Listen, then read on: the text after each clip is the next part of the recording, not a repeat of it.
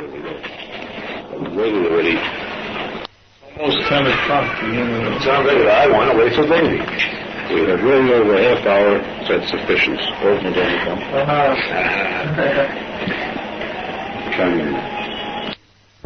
About the mitzvah of going to Brit Milah. Give me that fast.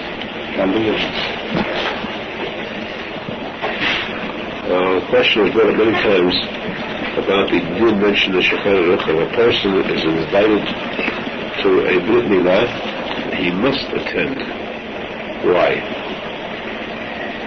First place, there's a din that the Gemara in Pesachim says, "Al titlesh min hatzibur." Never separate yourself from a group that is partaking in a mitzvah. The mitzvah doesn't mean they're fasting. It means if they're having a sudat mitzvah, a meal, they're eating, they're enjoying themselves as a group, but it's an enjoyment of mitzvah. You must combine yourself, attach yourself to them, and don't abstain. This means if there's a kiddush, there's any kind of sudat. Especially because the mitzvah is so great as the Brit Milah, where Eliyahu HaNavi is present. This means a snub, has Hashem. You know, he'll be there. If you were, for instance, the president to come to a certain place in your neighborhood, you truly went to see him. You knew the king was coming, you truly go to see him. If you know definitely that the Navi is going to be at that place, and you don't go, it's a shame. And that is, of course, if you're invited. If you're not invited, then you're not to blame. So therefore, a person who's invited must attend. At the same time, there are people who seek to avoid being invited. Why? Because they're occupied, they can't make it, it's difficult and so on. In many cases where a person could make it, but he's lax in this mitzvah. And that's a shame, because what benefit does a person have in attending a Brit Milah? Or what benefits? For one thing, the Jew says that every person at a Brit Milah who stands there is zocher to kapara. One of the forgiveness for sins. That itself is the biggest profit possible. These zocher to kapara, there's no bigger profit than that. Secondly, the fact that a Brit Milah is equivalent to a korban. And what kind of a korban? Here is a father who takes his son, places him on the feet of his tzadik. The feet of the tzadik is called the mizbeach, the altar. And on this altar, when the head comes, he is the shochit. He slaughters this child. The act of shechita is taken, and this slaughtering is just like you take an animal. It's a behemah that is 100% tarif. This behemah is so tarif that, imagine, so tarif that even a goy is not allowed to eat it. A live animal, a goy cannot take part of the animal to pull off a leg, or a chicken to pull off a leg or a wing to eat that. It is so strict a law that the goyim have only 7 mitzvot, not 613, 7 mitzvot, and one of those 7, in fact the first one of the 7 is not to eat an animal before it's killed. So the act of shechita takes this animal and transforms it from tarif to kasher. Which means from something which is not good, not religious, not pure, into pure. He would take a child that is considered like a goy. The goy is called Arizal, not circumcised. And he's taking this child as a korban, transforming it from a goy to a Jew. This is the holiest korban possible. The father takes his own son, is willing to shed the blood of his son at this altar for the sake of Hashem, to bring him closer to Hashem as a Jew. So this korban is so pure, the mitzvah is so great, that to attend this kind of affair is so important. A person should strive to do it. If he does, in addition to the fact that there is kaparat avonot, this is a matter of somebody that might stand him in such good stead that it could save him in many instances. It might save his life, it might save his business, his livelihood, his health, or something else, but this is actually rescuing him. He once mentioned a story. I can't recall if I said it here. If I did, please stop me in the middle. Okay? Because I tell me things, so many places I can't keep tabs on where honest and where I'm up to. You think I do? Okay, so let's skip this story. Yeah. Whenever that was, yeah. But he went to Menachem Mendel Schneerson when they executed the priest. Yeah. 2 weeks ago it was? 2 weeks ago. I don't know. No, he's right. It's terrific. Fabulous. When he gave the note to the bishop. 2 weeks ago. 2 weeks ago.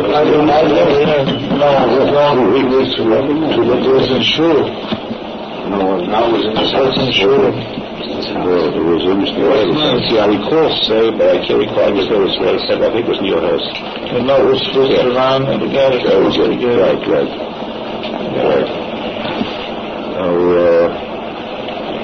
Also, the second one about the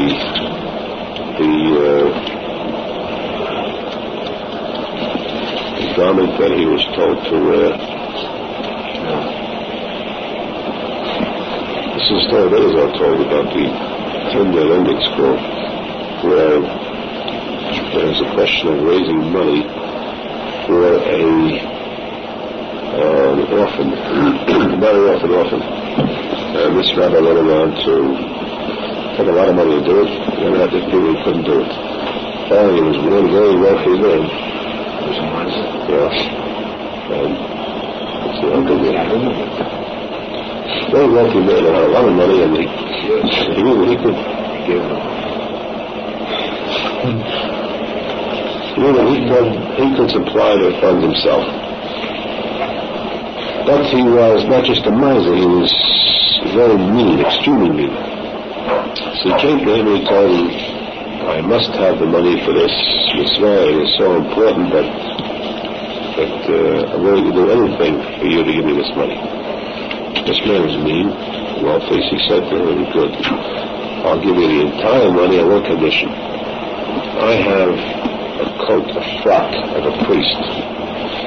And if you wear this priest's coat and walk through all the streets of the city with it, the chief rabbi is wearing this priest's collar and everything, then I'll give you the money. Are you willing to do that and get the money for this mitzvah? And I said, mitzvah is so important, I'm willing to embarrass myself and disgrace myself. If that's the only way to do it, give it to me, I'll do it.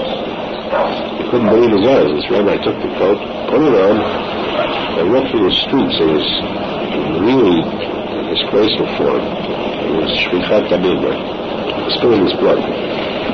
But for the sake of the mitzvah, whether it's going to brit milah, or whether it's raising money for marrying off an orphan, a child who can't get married by themselves, he did it. He went to it, he came back, and he said, the deal is a deal. Krishna was ashamed of himself by now, so he said, it's too late to go back on his word. Here's the money. And then I said that I want you to give me a bonus now. So he said, whatever you say, I'm not going to pay a penalty for this. He said, give me this as a gift, this frock, this priest's frock. So he said, all right, take it. He took it, and he went home, he put it in his closet, and he left it there. Years went by, and finally, this chief rabbi was the stomach, passed away. And he told his children, before you do anything after I pass away, read my will. Don't do anything at all, so this will direct you how to conduct my funeral. They read the will, and it said that they have to make the tachrichim, that means the shrouds, they dress the dead body in, the burial, make the tachrichim from that frock, buried in that frock. They took out the frock and they cut it up into shrouds. They used the whole thing and they covered the whole body except part of the bottom part of the foot. Couldn't be covered. The head of the body was covered, just a little part. They took some different material, good linen, and they sewed onto that and they covered that small part of the foot. And with this he was buried. Then the question is, always, the Moshe Feinstein, it's called kavod hamet.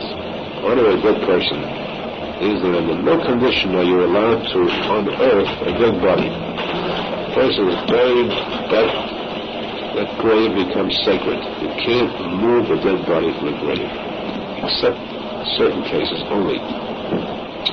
One case is, you want to move a body from America or outside of Israel to Israel, you're allowed to remove the body.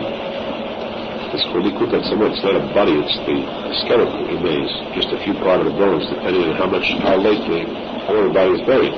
Sometimes you find just a few bones of the skeleton, and there's like a tiny bone left, or sometimes you find part of the decayed body, depending upon how much later it is. It's a few years or 100 years or so, just like they had many of the graves that said you can't take it out of Poland, Czechoslovakia, and move to Israel.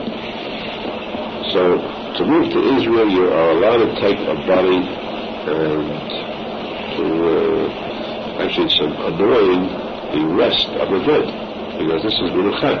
The dead rest in their grave, they're resting to remove them. By moving them, it's very painful for the dead.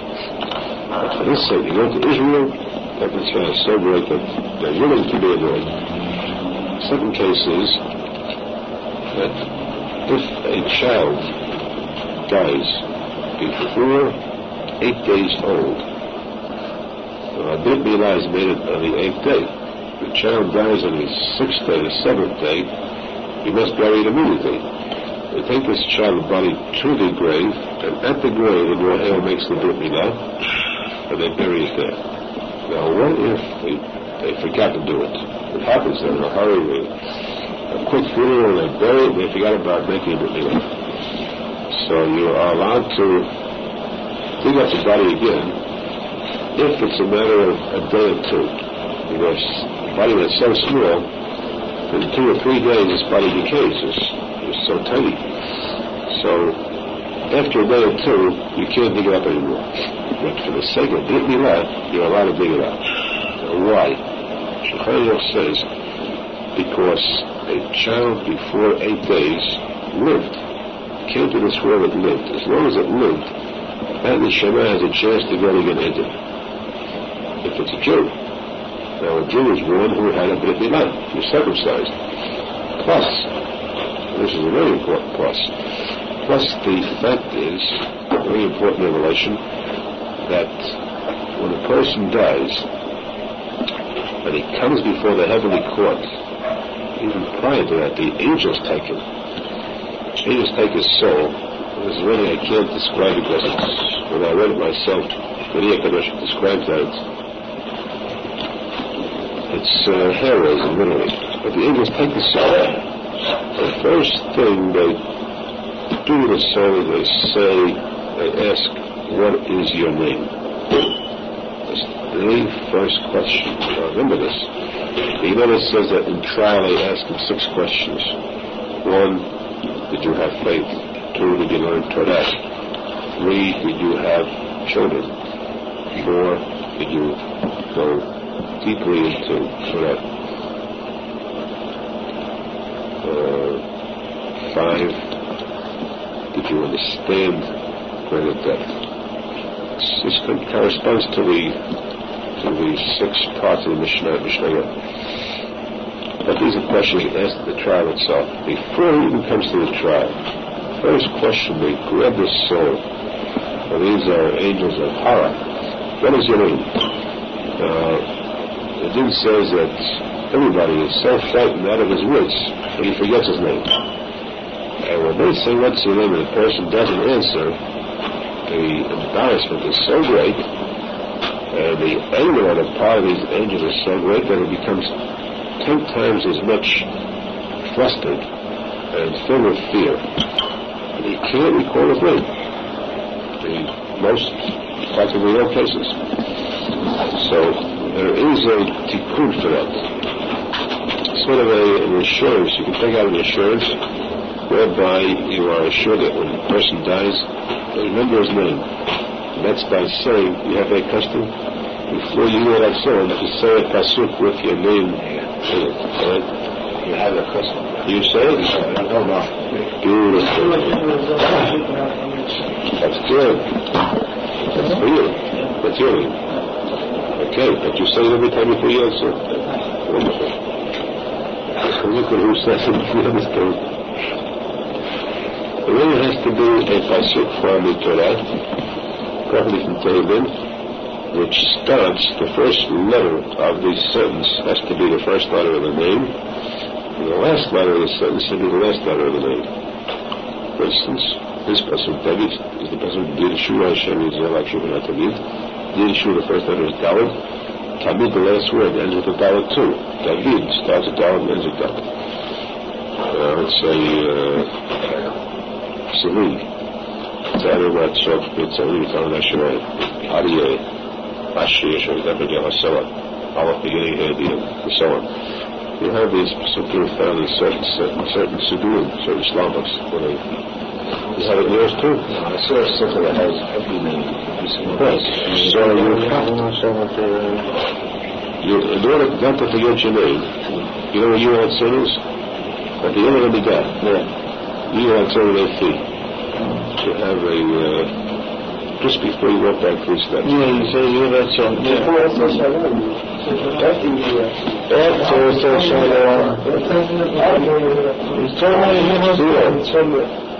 You have some way through your relation to the just the line before session number 1. That line before session number 1. I think for that side.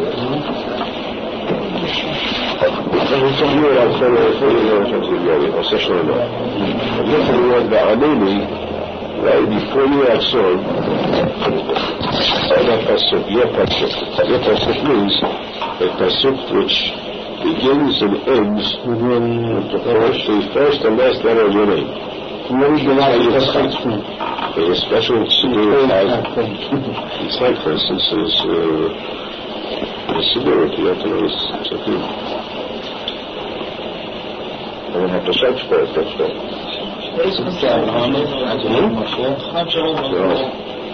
Yeah, it's in a Siddur, ready to go. I have a Siddur house. I have a Siddur house with all these things in it. Simple. Yeah, well, there's no problem. Or else you take it to the research for a pasuk like that. If I knew that they didn't say that, I'd go to Siddur if I give you a Siddur.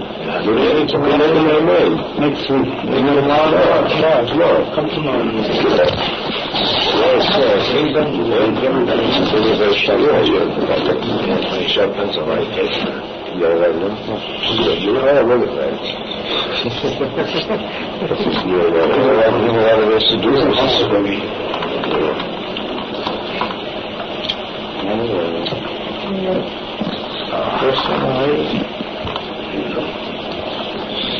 Now, this is a very, very embarrassing item.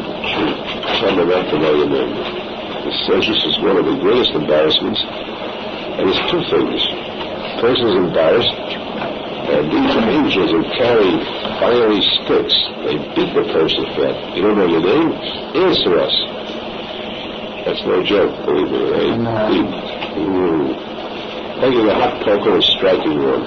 But the poker is much hotter than one you have here. It just strikes it with a shenech, I show. So it's embarrassing, painful, and so on. To get the main word is... Yeah. Physical, neshama, how could it be neshama, how could it feel pain, physical pain? It's a neshama. Because the pain is felt only by the neshama. Pain is something that's intangible. Could you feel pain? Can you touch pain? No. Could you touch sight? When you see something? Can you touch hearing?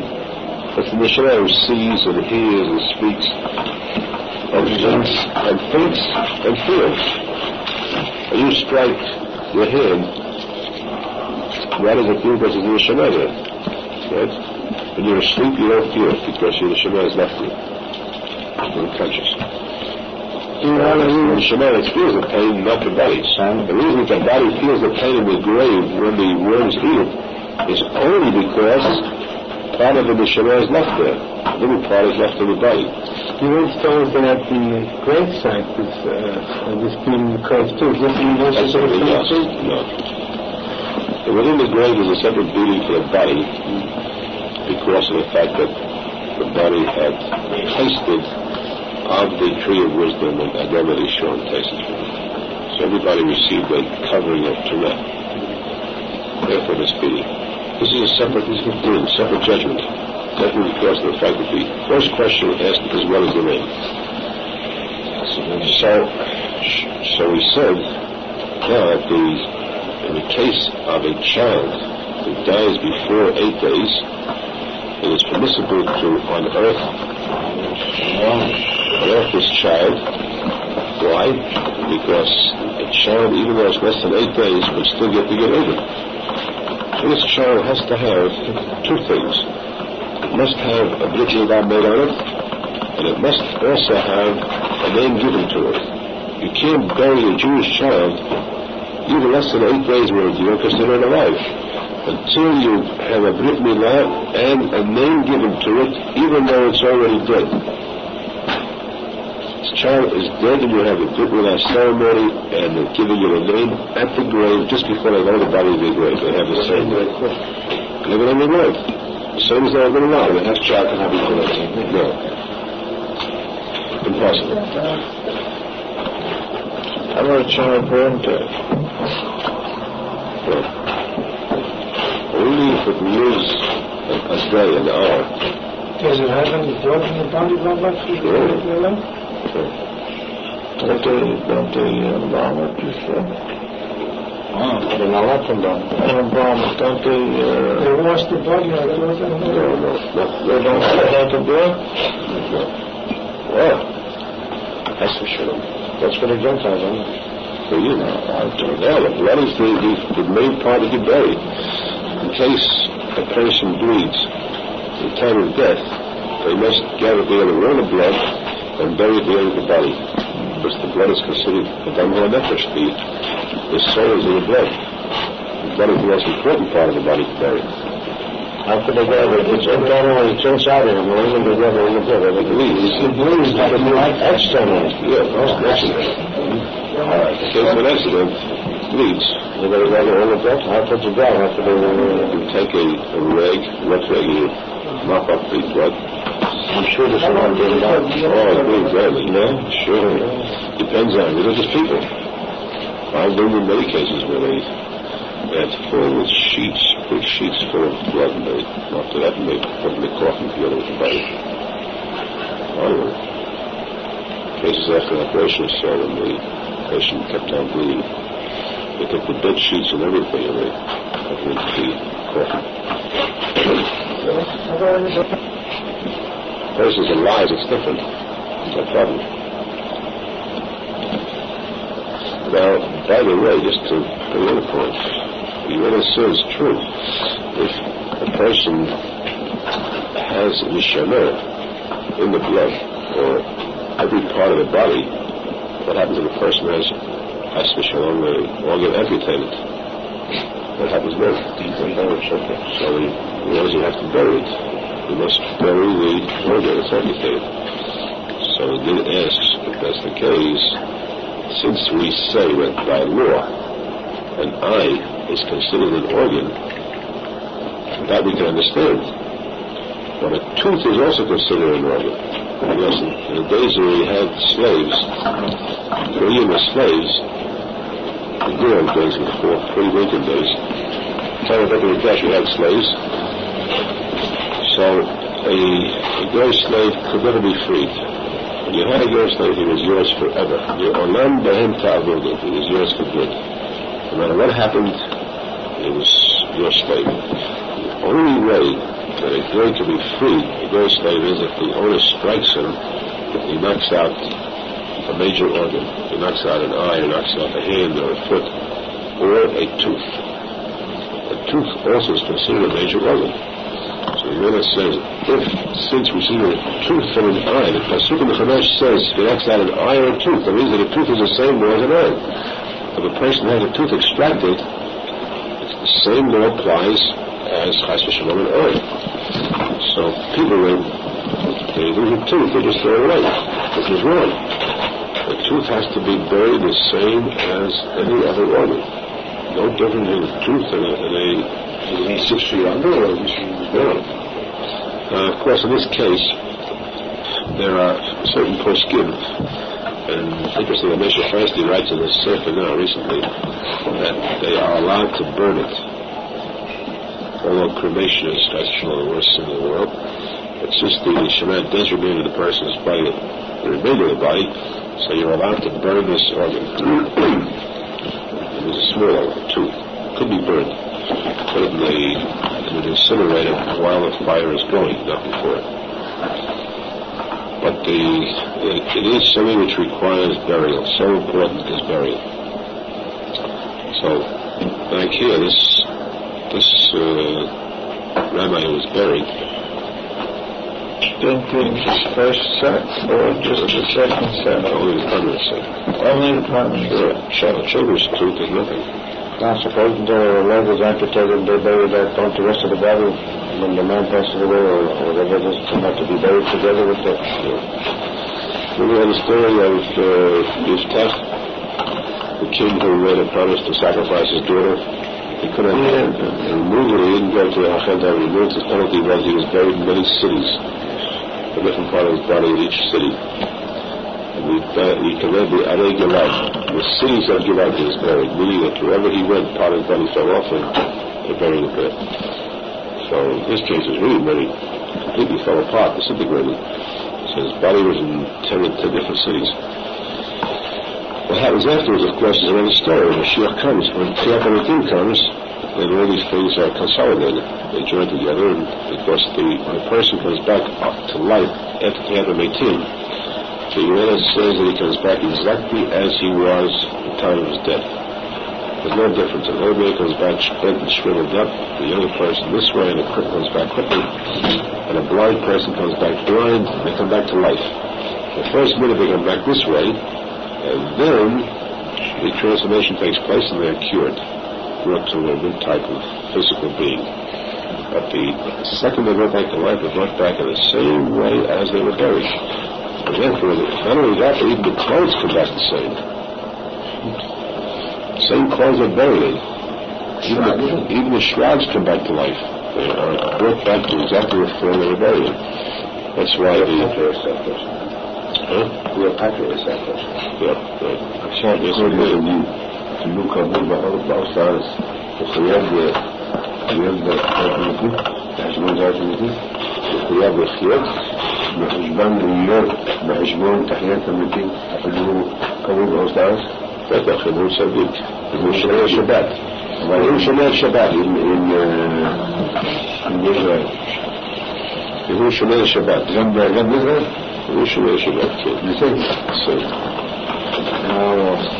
He asked us, does anybody come back to life? Those buried in Israel only, or even those buried outside of Israel? So I said, it doesn't depend where you're buried, it depends if you kept Shabbat. If you observe Shabbat, you come back to life. That is generous. And so So the difference between Israel and outside is true. There was an enemy to serve. There was an enemy to serve come back to life first. Then the Aharon they have first priority. Now when a person dies, they say sometimes their soul comes back in another form. Right. Because they didn't fulfill it. But they died, right? Right. Now when the Mashiach comes, it still comes back to life? So which one comes back to life?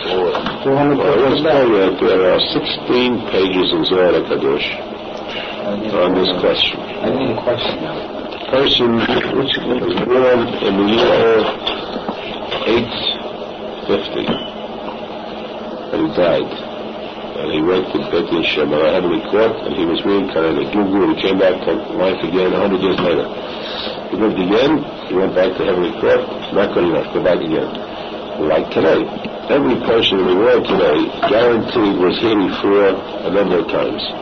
Nobody here today is a new person. They've all been here before. So, a person was on this earth 10 different times. There are 10 graves for this one person. 10 bodies buried with just one person in them. When it comes to Kriyat HaMetim, the person comes back to life, his neshama comes down, it goes into his body, they join together and come back to life. But there are 10 bodies. Which one comes back to life? Is it the last one? This is the question. Is it the last one to fulfill this mission already? Or do we say that why should the last one get it? The first 9 worked so hard to complete until 99%. The rest of the 1% we get the credit for their own. And that doesn't work so hard before. So which one gets the mission? Who comes back to life? This we have 16 pages of Zohar HaKadosh. It's called the Saveh, where I once tell you the story about 2 rabbis of the Shulchan Arizal students met this old man in a hotel, and he told them strange things, and he said, sounds silly. Very silly, a young girl who has no eyes, a serpent that flies through the air and has a worm in its teeth. Things like that. It doesn't make any sense. One of the students said, Rabbi Abba, the second student said, you can't tell because these are old men and boys that are telling you secrets of Kabbalah. Let's talk to him and find out. I spoke to him and he revealed to me that he wasn't an old man. He was really, tzadik had passed away and he came back to earth now just to teach them Torah, secrets of Zohar HaKadosh. And he started to expound on this topic of Kriyat HaMetim, many other secrets of Kabbalah. 16 pages about one question. What happens to Tikuney with all these Gilgulim? This is called the Sud of Gilgul, the secrets of reincarnation, in those 16 pages. So I can only tell you a review. I'd like to know the page. It's Zohar HaKadosh Chelik Sheli Arish Talmud Bavly. Could a rabbi, an Orthodox rabbi, he called the rabbi if he didn't study the laws of Gilgul, or if he doesn't believe, he says he doesn't want to expound on it because it's something that's not too deep. Yes? Why not? How many studied Zohar HaKadosh? I don't know, because majority of rabbis never read it was Zohar HaKadosh. Majority. God says, first. But HaKadosh says, listen to the answer. I'm going to get this point clear. English says that Kabbalah is something that not everybody can enter into. True. You may. A person, many, once mentioned this, in Shulchan it says that many rabbis who say it's haram to study Kabbalah unless you have learned through all of Shas. First finish all of Shas, then learn Kabbalah. And some say you must be 40 years old before you can start Kabbalah. Kadosh says, as the leader, as the father of Kabbalah, I say this is false. Absolutely wrong. No matter who wrote it, no matter who said it. Nobody can overpower a lion. The Arizal means the holy lion. He is the lion of Kabbalah and he knows better. He says you may study Kabbalah before you're 40, before you enter the Shas. But there is one stipulation. At this point you must have, whether you know Shas, whether you don't, whether you're 40, whether you're 80, whether you're 10. One thing is to be made clear. You will find things in Kabbalah that you don't understand. It's understood. Everybody can go through Kabbalah. The stipulation is you may learn Kabbalah if before you learn it, you decide within yourself, absolutely, that anything I learn which I don't understand, I accept as solid truth. If I don't understand it, because my mind is not deep enough to understand it. But the words there are 100% true. That's all. When you may learn it, then pick out what you do understand. But if a person is going to learn it and you have doubts, as to show us what he learns, you may have learned Shas 100 times. You are not fit to learn Kabbalah. That's what he says. That's the key to Kabbalah. So therefore, a rabbi or anybody who has not learned it and who says, do it, and truly doesn't understand it, we can't go into it, very good. But if he says he doesn't consider it as real, chas v'shalom, that person is fair. We got up to someone, we got up to his question. I say his question is 16 pages. So yeah, because because even if it's the first or the second or the third, I'll tell you, I once went through this talk with one person sitting here thoroughly. Give me the answer, David. So he comes back to The first one. he has the one in the tzadik is much better off than all 10 will come back together. All 10 will come back, but each one, all 10 combined wouldn't be like the tzadik. In other words, it wouldn't have the spices that the tzadik. That's all right now? Wait a minute. Let's get to the further question. Let's figure out about any person today who lived on this earth 10 times. He has 10 different bodies buried in 10 different places. When his soul comes back from heaven to earth at Tchiyat HaMetim, which body does that soul enter into? All 10. Parts of it, each one separate. And maybe the word Hadash. In other words, the God is 10 people. Part of the Shemai goes into every one of the 10. And that is actually, there's a machloket in the Zohar Kadosh, two rabbis. One says, tell me the more. One rabbi says that the Shemai is divided into parts for each one of these bodies. All 10 come back. Why? Because he argues against, he argues, the Shulchan Arizal refutes the first rabbi. The first rabbi says, none of them didn't deserve it, they're like that. 10th one did, he comes back. Shulchan Arizal says, Chas v'shalom, to say that a person came to this world and served Hashem and he's wiped out, Chas v'shalom. You can't say that. You cannot say that a body, which means a person, is wiped out completely. He deserves for his work to come back. Unless, of course, Chas v'shalom, he didn't have faith. He's a kafir. Another thing he did, only he was missing his throat where he couldn't go to get Eden, his body must come back to life. Now, the question is, knowing something that's different in opinion, does the Neshama become divided into 10 parts and go into every one of the 10 because all 10 must come back to life? Or do we say, the Neshama goes into the best one of the 10 and the other 9 receive a special spirit, a Ruach is called, from heaven. It's taken from Pasuk. Hashem gives a special spirit from heaven into each one of these 9. They come back to life too. But the Shemai goes to the main one. The other 9 receive an additional Ruach from heaven. They must get them rewards. Hashem gives them another Ruach, another spirit to go into the spirit of life, and they come back too. And these 9 are subservient to the 10th and the best one of the 10. Because they still are one person. They came to the one person. They all come back to life. That's the final decision. They all come back. It's a question whether they come back as this one person, meaning the Shema is divided, or whether it's the Shema in one and the 9 receive a separate Ruach. That remains a moot point. But this is the answer. The final answer is that all 10 do come back. That would be the problem. We're not to judge fair. We're not to also the same answer to why Gilgul is split up into different why one case one is being killed and the other one is being rewarded and another one as in the case where there's an example, a very solid example. The story of Arizal revealed. Let's just finish this one more sentence with this story. This rabbi was buried in these shrouds made from this frock, this priest frock, except for that one little piece by the foot. Buried there, and it was forgotten about. Many years later, they decided to move him to Israel, which means to dig up the bones, the few bones left in the skeleton, put it into a little box, and transport it there to Israel. They dug down, they hit the coffin, not the coffin, but the thing he was buried in.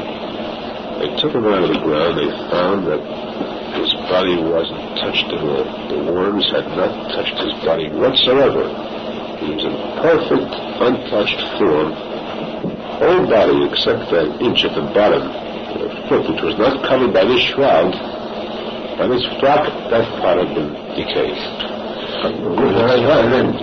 The mitzvah of having dealt with this embarrassment and wearing this frock for the sake of raising money for the orphans to get married was so big that this protected him after death from the suffering in the grave of having the worms eat him. So big was that mitzvah. Then else says a very interesting, sharp explanation about this little new group. This fits in with the story we just had in history. The first Mefarish commentary on the Gemara, back in the Gemara, who was the first one? The Aharon. Who knows the name?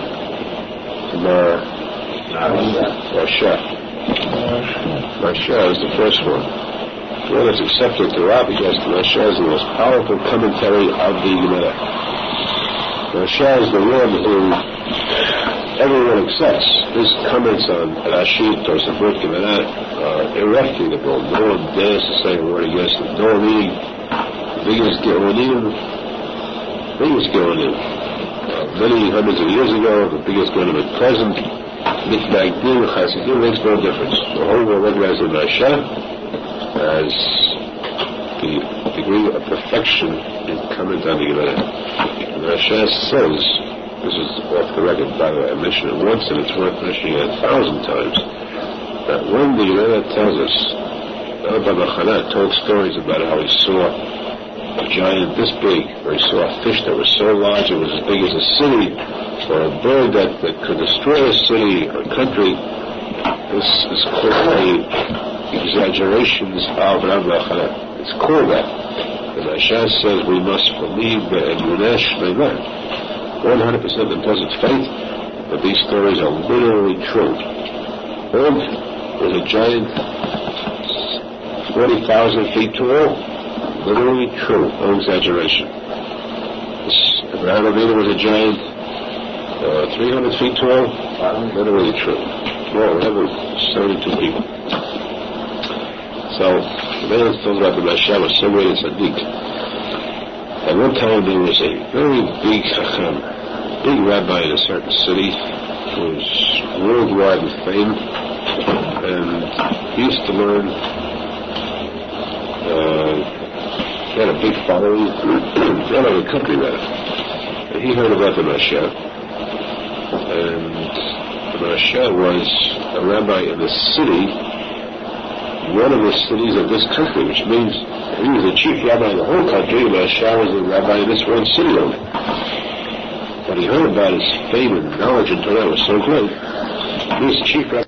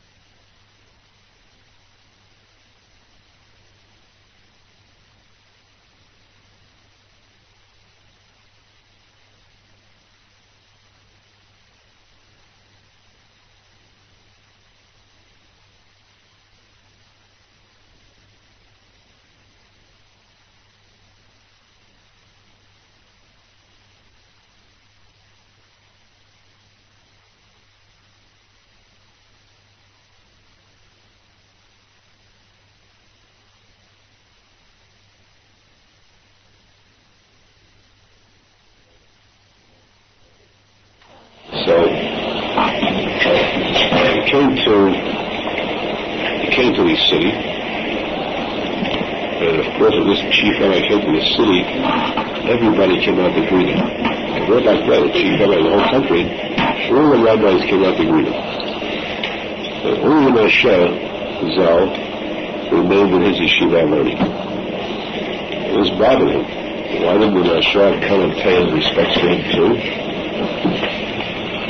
And he figured, I won't be angry, because the Moshe probably is so deeply involved in Torah, studying Torah, that you can't blame him. He doesn't want to stop running Torah, he's so big a tzadik. I will go to his knis, his yeshiva. He came to the yeshiva, all the students came up and greet him, and Moshe Zal the Shach. He went inside the yeshiva, the open door came to the room where Moshe Zal was sitting, and Moshe Zal sat there and kept studying Torah. He didn't look up at him. But he knew he was present there because he heard the people running over to him, Shalom, Chief Rabbi. He didn't look up at all. At this, he resented already to a degree. He thought to himself, Kaz? No, that's a show. Oh, the anger against Moshe is so great a little studies Torah that he wouldn't even stop for me. You can't stop him from any Torah. Oh, I'll forgive him for this. Then, he saw suddenly a young man came inside. And as the young man came inside, the Moshe jumped up, stood up for him, and he closed his door and walked over and started to talk to him. No matter who young man could be, that doesn't compare to the chief rabbi of the country. This already he was angry about. Then he waited there, and the Moshe spoke to this young man, and he went back with him, talking to him, taking him around for a couple of hours. But by this time, this chief rabbi was burning with anger. He walked out of Moshe and he said to him, look, so I wanted to see you didn't come to see me, or it wasn't nice. So I figured, the dollar costs of fruit. You didn't come because you're studying Torah. When I came to your city, you didn't come out to greet me, which is a mitzvah to be the kabbalah, to receive a guest. You didn't come, dollar costs fruit, fine. Now, I come into the yeshiva and you still don't look at me. It was the last straw. You didn't look at me. I still contained myself. I held back from losing my temper. But when I see that a young man is nothing at all, then you jump up and you greet him with such warmth and you talk to him for so long, I see there's no place to be true to anymore because you don't want to stop learning. You stop learning for him, and surely you should stop learning for my sake. Why did you do so much kiruv? Aharon said to this chief rabbi, well, I'll tell you why, because this young man, this boy, is going to die in exactly 2 hours. That's why. Chief rabbi said, I don't believe in such prophecies. Hours that predict the future, especially saying 2 hours. He's standing here alive, how's he going to die in 2 hours? Well, he said to himself, this chief rabbi said to himself, I'm going to show him that I'll teach him a lesson. He called out the boy, he said to him, come here. I want to talk to you. Well, chief rabbi said, sure. Took him outside and said, walk with me along this block. Took him around and started walking with him up and back on the street. And he watched him carefully. He watched the clock. An hour went by, an hour and a half, an hour and 3/4. No problem. This boy is healthy as can be. No sign of anything happening to him. He walked an hour and 59 minutes. There was no sign of anything at all. His health was perfect. He said, I have to disprove the Moshe. Show him up. He watched the seconds go by till 2 hours exactly. Then he saw the captain of the army riding past, nothing doing. He saw the guy on his gun, started to shoot up in the air, and his hand slipped, and he shot this boy dead. He was frightened. This is uncanny. Exactly when the second struck 2 hours, this boy was killed by a pure accident because he could see that this captain was shooting elsewhere for fun, and his hand was slipped, and he was still next to him, he just hit the boy and killed him in a vital spot. So he ran back to the Rasha, this is just outside Yeshiva. Ran back inside, and he said to him, really sorry. He really died in 2 hours. Shazar said to him, right here. In a few minutes, they would bring a corpse to him. A corpse. He didn't remember, he stood there waiting. Then he saw a wagon come riding by with a dead body in it. And he became still more frightened. So he asked him, Shazar, explain to me what happened to him. Shazar said to him, let me tell you the review of what happened. This boy you saw me jump up for, stand up for, talk to him. He is the guru of King Aharon, king of the Jews. And because of the fact that Aharon, the king of the Jews, was killed, as a guru, he must have the same fate. He must be killed too. He must continue the same thing. This is his fate, his life. Now, I knew how to do HaKodesh. I have this heavenly power. I know he's a guru, I know it's for me. And when he must be killed because this boy was born, together with him there was created an angel of death, especially for him. And at a certain time, at this time I knew this angel of death was waiting for him in a certain spot to kill him. Now, when I saw the time was up, 2 hours left, I said to the boy, goodbye, go. And he'd go automatically just outside of the outskirts of the city, and there the angel would kill him, and finished. You caused the death of a different person. The corpse they brought inside was somebody who passed by that spot. This angel of death had to kill at that spot. An innocent victim died because you held this boy up here and didn't let him go to that spot. So you're the cause of an innocent victim dying. This chief rabbi fell before the feet of Shazar, and he started to beg him, please forgive me for what I've done. My biggest sin was not that I had this boy killed, not that I caused all this trouble, but that I did not have emunah in a tzadik. Shazar was knowing the tzadik, I think it meant I didn't have true faith in you. But when I was chief rabbi, you're a plain rabbi, I didn't have emunah in what I heard about the reason so big as it is. I beg you, Mechina, for that. But I also beg you to tell me how I can collect this crime of having an innocent person killed. Shazar said to him, I will forgive you, but you will have the Shabbat on one condition, that you remove the crown from your head. In other words, you give up the rabbinate. Release yourself from the chief rabbinate, go out and become a wagon driver. It's the lowest kind of parnasah. And that condition, if you lower yourself that much, then you'll have the Shabbat forgiveness. This chief rabbi now had a Menachem Mendel Schneerson. He immediately went to the chief, the head of the city, took off his robes as chief rabbi, and he said, I quit. He went out to a different city. I was on the job as a driver of a wagon. And there, with this, he completed his Teshuva. Of course, there's a very deep question here. But as that brings a story, the question is fact, cold fact. There's a Mishnah in the Gemara which says, Mishnah Sanadin, every Jew has an Haba, except the following. The 4 rules is one, and these people, the following people, directed on Haba ever. One is Gechazi, the student of Elisha Alavi.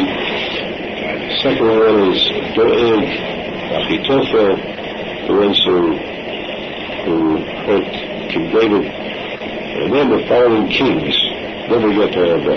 Yeravam ben Nevat, and Achav, Baruch Yisrael. This king Achav, who fought against the Real Alavi at the time, so the whole story we have late.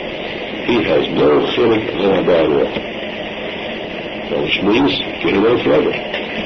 What was he doing here as a guru in the time of Rosh Hashanah? In general, what did Rosh Hashanah have to do with him? Why, if he's supposed to be getting on, was he living in this world for a few years and would have to be killed? follow-up question. Arizal explains this. It's a very deep point.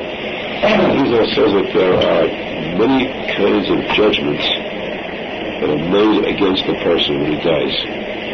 Many kinds. The person doesn't go after death. Before the heavenly court, he's found guilty. You're in Gehinnom. This is your apartment number in Gehinnom. And chalas. Not that simple. First, I have to go through many kinds of judgments. Number one, there's a judgment of the body and the grave. Two, there's a judgment of the different parts of the soul. The soul is divided into nefesh, ruach, neshama, and each part of the soul is a different kind of a judgment. Third, many times, in many cases, the body itself has to undergo different types of suffering. The case of King Titus, for example. King Titus, they want to destroy the second holy temple. And he said, I'm going to avoid the heavenly court. How? By having himself cremated, so they could never judge him. He didn't realize that his soul remains and he goes to Gehinnom. But the Gemara says because he thought he could avoid punishment by cremating himself, his punishment is, one, his soul goes to Gehinnom, and two, his body too, is brought back into perfect form, and then it's put into a fire and it's cremated, alive. So when it's cremated, it's again reformed and again cremated. This is a constant cycle with King Titus. That'll be known. So there is a judgment against the body and against the soul separately. In the case of Aharon, because of the fact that he had killed the prophets, students said, murder is punishable by death. He has to go through this constantly. In the Shema and Gehinnom, that his body is reborn and he's killed. Reborn, raised, and is killed. The time of Arizal, he knew who it was. So even though he was Aharon, Gehinnom, killed, but still he is the king. King of the Jews. You have to respect the king no matter what he is. And he stood up, he jumped up and stood for him. You have to stand up for a king. Knowing that. But he didn't try to save him. He spoke to him, stood up for him, but then he let him go to his death as he was supposed to go. Whereas even he didn't try to save him. Then we got the Gemara says, these kings cannot be saved. That's good. But it's a little catch to this whole thing. A very interesting catch. This catch nobody knows. I don't say nobody, but just about nobody. Nobody, guaranteed, nobody knows this who is not a Breslov. Okay? That's guaranteed. In the Gemara in Sanhedrin says that Rabbi Akiva, Rabbi Ishmael, Rabbi Eliezer, all the rabbis in the Gemara discussed the question about these kings. Do they get Gehinnom forever, or will they get to get Eden eventually? Every rabbi speaks up and says, I admit, I agree, Gehinnom forever. I agree, Gehinnom forever. All listed straight up for them, Gehinnom. If this is right for them, they go to Gehinnom forever. Then the Gemara says, there are Sheni Shemot.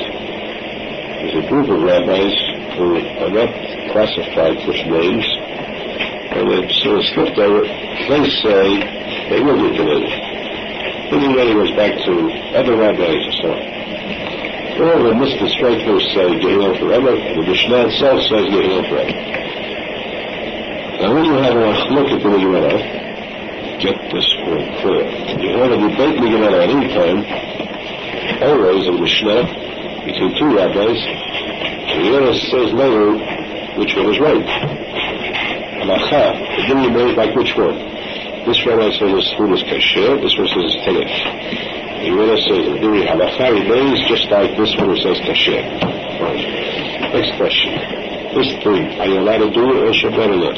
This one says you're allowed to, this says you're not allowed to. The Gemara says halacha remains like the one who says you're not allowed to. Or, question arises, this thing touched a certain item. Is it tameh or is it tahor? Impure or pure? Halacha remains like this one. This we can understand. These 6 cases, kasher, tameh, hayab, ashur, free or innocent or guilty, and but tahor, we can understand when you say that. It remains like one of the two.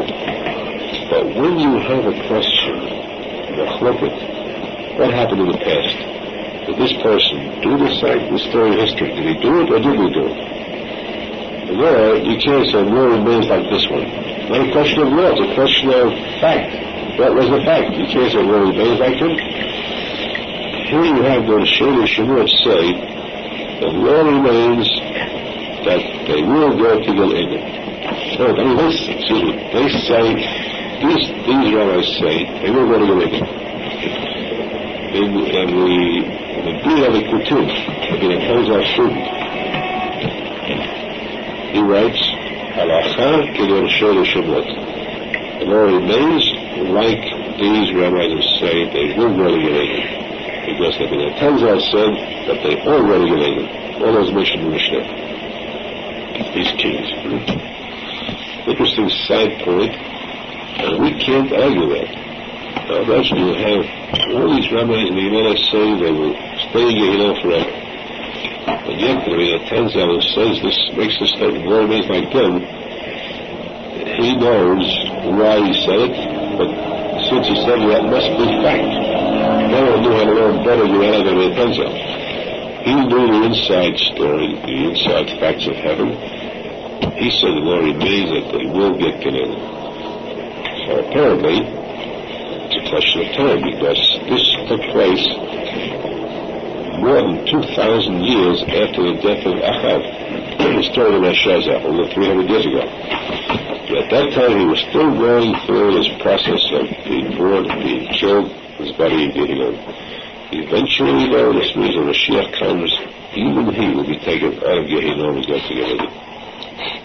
Even this king, which is a tremendous revelation. Just tell it to anybody and they'll let the laugh out of it, they'll say impossible. It's a dream. And this word is mentioned in Achai Kadosh Shulchan Shemot. Well, it remains that every one of them will go to Gehenna. So we are attached to a tzadik emet that was so great that he could say that he too will go to Gehenna. Baruch Hashem, we have a lot to be happy about. Especially much more so if you have the tzadik emet's guarantee himself, personal guarantee. First, I personally guarantee, so as you come to my tziyun, say the Tikuney Zohar, give a few cents to charity on my name there. I guarantee myself personally take you to Gehenna. You can never get a better guarantee than that. This is something who knows who has the power, the ruling power over who goes and who doesn't go. The Zohar Kadosh says, who is the heavenly court? We say the heavenly court, coming from the heavenly court, the souls. Who is the heavenly court? Heavenly court are these tzadikim. These tzadikim and mitim, the biggest tzadikim sit in judgment of the heavenly court, and they say, I wrote this sefer, I wrote that sefer, I warned you in my sefer, be good, do Teshuva, give you all the chances in the world. You didn't listen to me? Well, I am the judge who's going to convict you. That's a shame. I have the power to do so. Who was the head of the heavenly court? The Arizal. He can overrule by this is written clearly, openly. He can overrule by saying, the heavenly court, you want to convict this person, majority rules, convict him. I won't go against you. But this one, the my tziyun, if you all say even he's guilty, it doesn't help because he is mine, he is part of me. You've got to try and send me there first before you can get him. That's impossible. So, because part of it's either me, part of our Arizal, and we're just as safe as can do it. This is the core of the powers of the men. This is why a person should sacrifice everything he has. There's a chef to get to Umar to Arizal Siyum. Question. When you come back to we get killed all the time, right? Now, isn't it possible when it comes back at one time it becomes good? Maybe it makes a little subdued for something like that. Is it possible it could be saved then? Not possible. Even if they repent and all that. You see, it's impossible because he's considered already dead. You want to say that you can do Teshuva while you're alive. Once you've passed away, then you're Teshuva posek. Now this is considered as though it's after his death already. Every person who comes to the heavenly court says, I repent. Right, of course you repent. You see, finally, when do you say you repent? You don't know. No, to repent is while you're on earth, when you see the temptations, and you see the business and the money, then say you repent. You're alive. Afterwards, no trick. So, Teshuva is not acceptable. Well, it's scheduled. It's Teshuva. Early life, the person has the power of repentance, which is greater than all the heavenly powers combined. And afterwards, it's too late. In this case, he was considered after death. He's coming back to life here. It wasn't considered as part of life. It was considered as part of the punishment after death. He couldn't do anything in his life. Those who are alive now.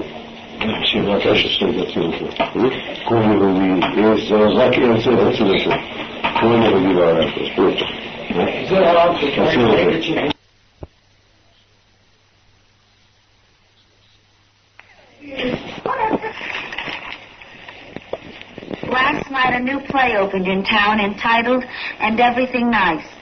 It was not.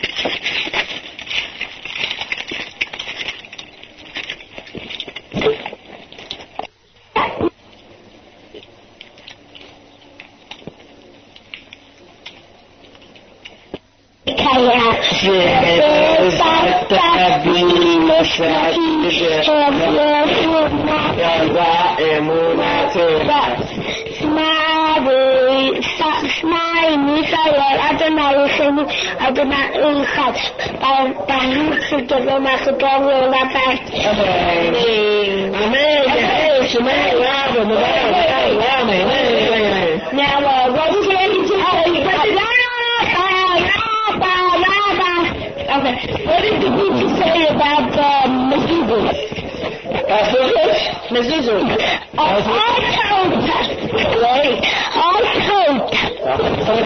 Okay. I'll tell you more next time you do it. Come on. Sammy. Where's the lady from here? Sammy. Sammy, what's on the mouth? Sammy, what's on the mouth? I'm told down there. All right. Sammy, I'm told. What is it called? Mezuzah. I told you Mezuzah.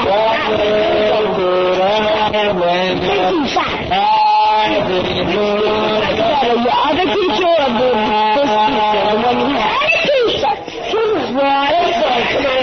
and what's the name of your friends?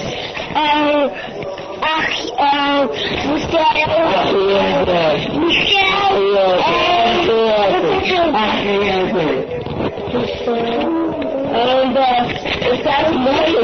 I'm sure you were playing circles on the Milo, like the bus driver. Do you like her? What did you say? The bus driver. Do you like the bus driver? Do you play around in the bus? No, just jumping down on the and on the ceiling. No, on the bus drive. How is the bus driver's name? On the hill. In the hill. On the hill, when you're going up the hill. Yeah, let me see if it picks up. Let me run the hill. What was the bus driver's name?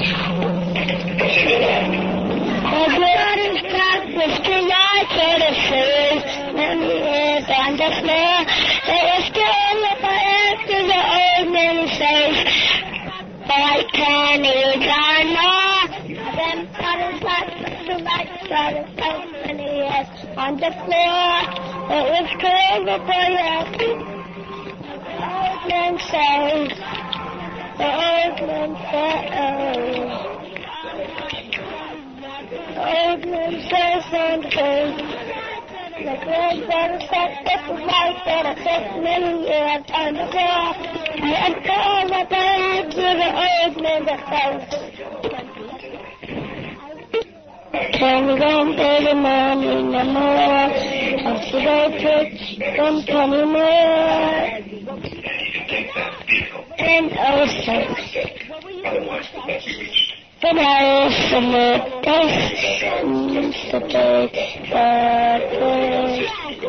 how do you sing this? Huh? How do you sing it? Okay.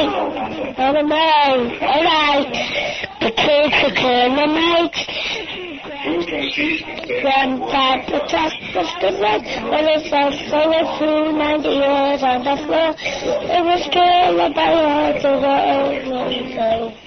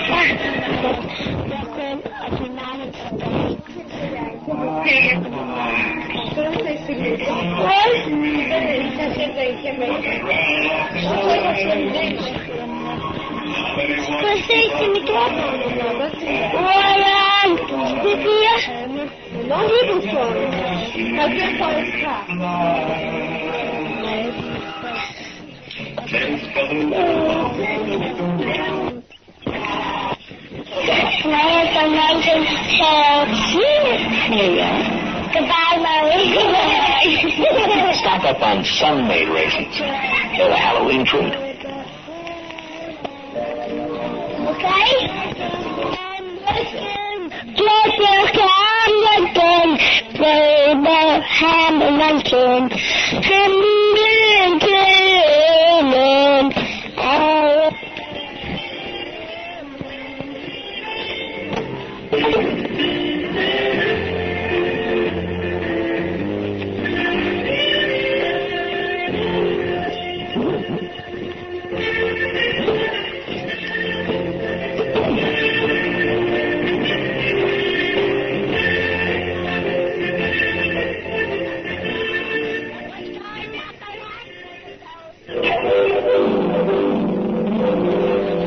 Today could be your day to fall in love with the beautiful sound of stereo New York. WTFM Radio. Welcome where the music is. All music and nothing but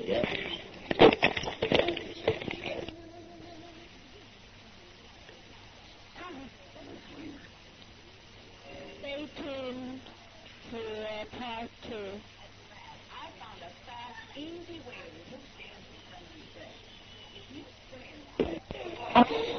What's your name, little girl? My name is Debbie, and I live between the 1855. Get one. Okay, lady, just get behind there. Wait for me. Hand that palm tree. Wait for me. Okay, hope we get the cookie this time. 1, 2, Hey, hi, Don. Hi, Andy. Hey, good to see you. Hey, why don't you come out in the house? We'll have some ice cold milk and some real great Hawaiian pineapple cookies. Okay, let me read your palm.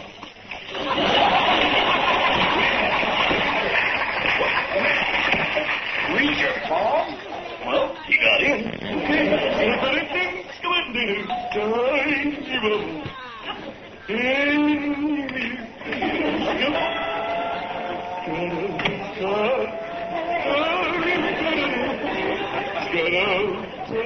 What kind of story are you going to tell me this time? It's a story all alone about the romance of the islands, the enchantment of the Pacific, as the icy waters roll over the rocks and fall down on the naked people lying on the beach. It's a beautiful story. What are your hands saying now? Well, this is the best part for the hungry visitor from the islands asks the generous, kindly mainlander for a cookie. Hey, I'm sorry I don't have any cookies left. But I do have some cookies. I have hundreds of cookies. Hundreds? Thousands of cookies. I had them all. I mean, I must have had 1,000,000 cookies, but my friend and I ate them all. My friend Don Ho. You ate them? Who is a real Hawaiian, not a fuzzy phony like you. We ate them all. Wait a minute. See, that's getting any cookies. Not all.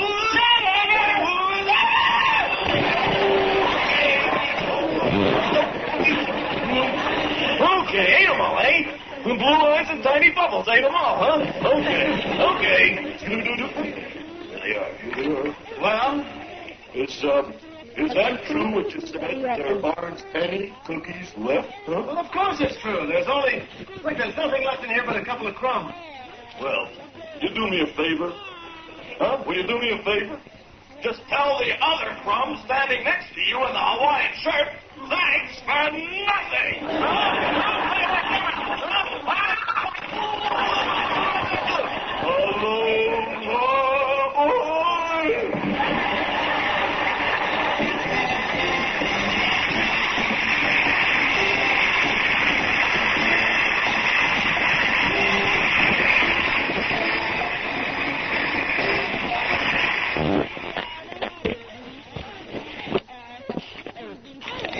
Okay.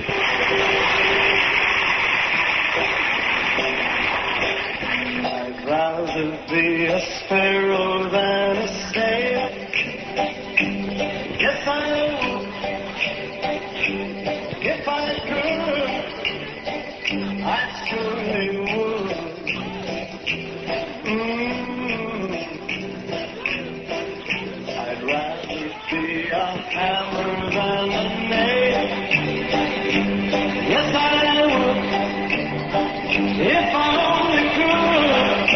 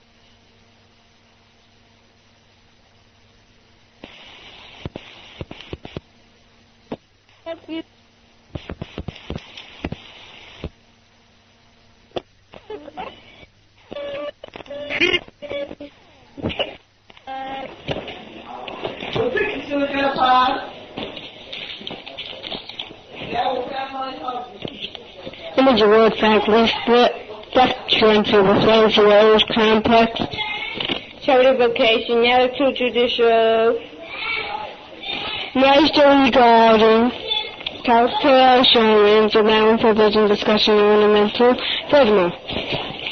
I hate you.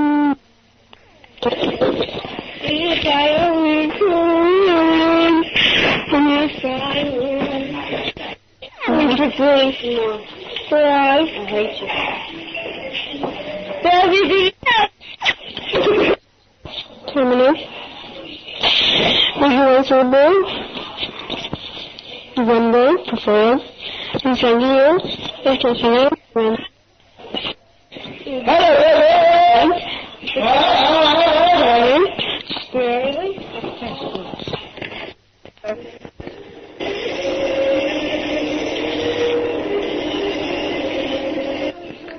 Mutual. Initial. Baby, yell in the front. Love me? You love me? It's not hard.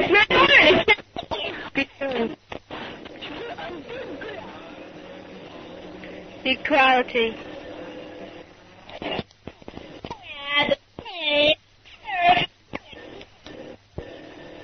Terminal.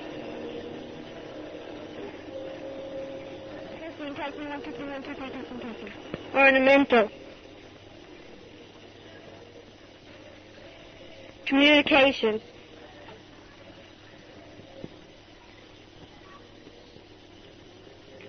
Regulate.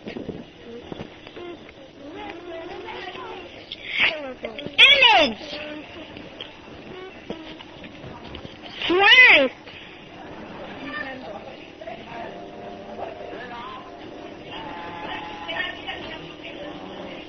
Least.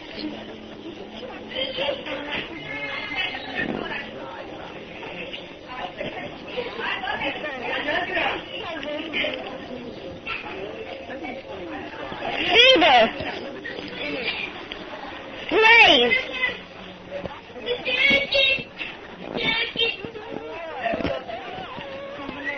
Complex.